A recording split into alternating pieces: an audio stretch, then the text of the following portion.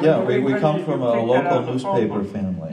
Yeah. Did you see it on the mailbox? Somebody went through the phone book until you found a free man and you headed for their house. Yeah. That's right.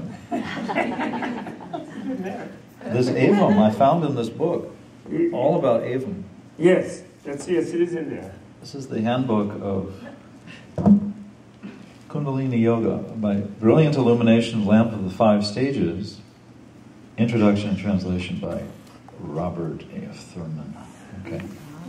It's an easy read. It takes about 6 years if you read it all day, every day. But it has the full explanation of Avum. Yes, and I'm very pleased with the introduction. I don't know if you read the introduction, but I'm very happy. It's a short introduction, but I was very happy with it.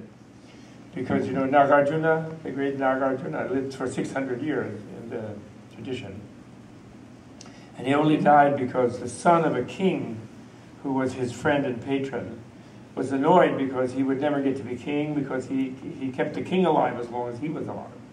So then the mother said to the son, oh, don't cry, don't cry. Just go ask Nagarjuna to die, and he will, because he's a bodhisattva.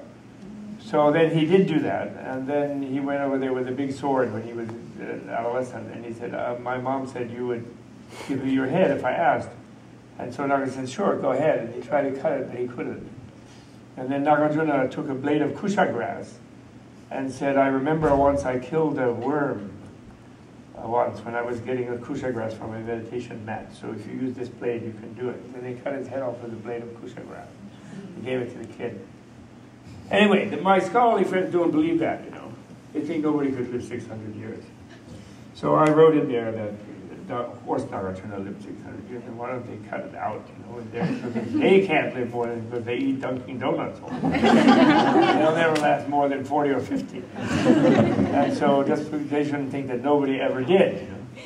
And so I was happy to finally write that in there. My students were a little nervous, you know. And I said if they really want the proof, they could just really have a wish in their mind in some academic conference and demand the presence of Nagarjuna, and he would show up, even today. Those siddhas can come, like Obi-Wan Kenobi, like George. Obi-Wan shows up anytime you need the Force. Right? In that light body. Yeah. That light body is not bound by space-time. That's right. I'm sorry, I know I changed the subject. 3 shots. Avum, which we were.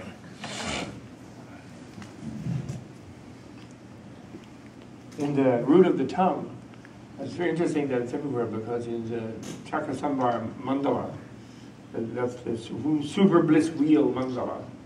You know, Buddha as super bliss wheel, very strongly connected with Shiva. Then in that mandala, the guardian of the eastern door of the mandala palace, and in a way the guardian of the whole tradition, is what's called the crow-faced Dakini. And she resides, and Kakasya is her name, Kakasya. And she resides at the root of the tongue, they say. And then you sort of, one isn't sure, they don't really say where that is, you know. But you think of it as near the heart chakra. But I don't know, you say it's the whole system, which I think is true too. Crow-face. The talu mula, that's what? The root of the palate or the root of the tongue? I don't know. No, the root of the tongue, not the root of the palate, root of the tongue. Jiva mula. Jiva mula. Yeah, where is that? What? Oh, the root of the tongue? The root of the tongue. Well, I think they say it's the heart. But you said root of the tongue is the whole system, which I think, well, I think that's because true. you hear different things. And in the tongue actually attaches to the hyoid bone. It floats here. Yes. Weird bone. Yes. Floating bone. But if when you kind of gag, you feel like in the middle of your heart's coming out.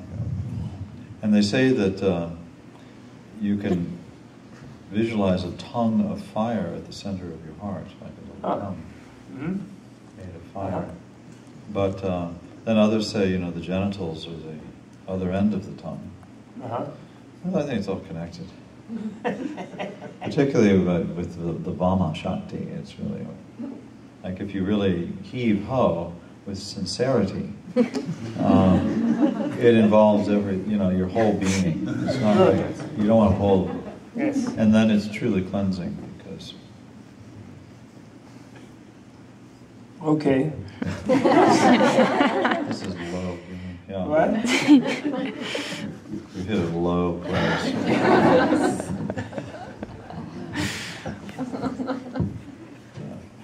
What about this? Excuse me? What about this? Should we finish up the Shiva Samhita? Sure. Let's see. I was racing through all the chakras. Kundalini was rising chakra by chakra. And then, John has underlined here the Ajna lotus. Ajna, where the god Maheshwara is. Those are Baird's notes. Which is there. What? Those are Baird's notes. Oh, this is Baird's copy? Yeah, that's his copy. But might as well. And those who Let's know go with yoga have Baird's declared there to be a copy. triad of sacred abodes, namely Bindu, Nada, and Shakti, situated on the surface of the forehead, at the third eye place, that is, right? And then the Shakti, they're taking Prana and Shakti, I think.